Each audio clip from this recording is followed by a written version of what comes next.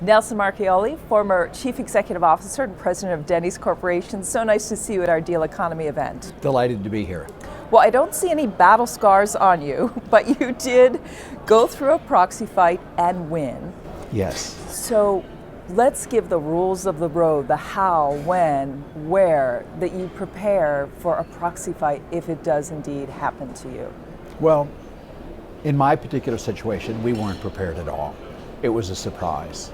And the activists that came in did not want to communicate, which is kind of unusual based on the advisors that we had. So it was very difficult to create a dialogue to figure out what do we need to do. So we literally had no opportunity to negotiate and find middle ground, if you will. We were notified on the 1st of March, and our annual shareholders vote and our board meeting in conjunction with that occurred in the middle of May. So a lot happened. We were not prepared. And I think in my particular case, I really do understand now. We won, but it's a case of winning the battle and losing the war. I think we won the battle, but I think we lost the war. In what way? Well, you know, my board, of which I participated with almost every one of them in the selection, were all leaders in their own right in different areas of industry. But we never saw them have to work with the adversity that you find yourself in. And you know, I'll never forget after the successful vote, and we won, in my opinion, by a very thin margin. Literally by the number of shares that I had. When you think about it and you look at what they went through, they look very, very beat up. We had just won, but there was no celebration.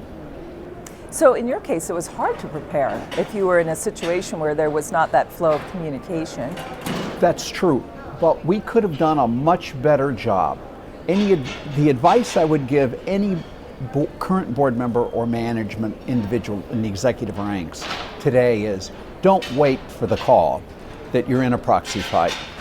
You should, as part of what you do every single day, every week, every month, every year, is develop a relationship with your large shareholders, your top 10 shareholders. So when you do run into things like a proxy fight, they have a better understanding of what your plans are and what you're going to do. I was always trained to run the company, don't worry about your shareholders. You're not running this for the market. Well, that may be true, but you have a responsibility, and I would be a far more transparent CEO today than I was then.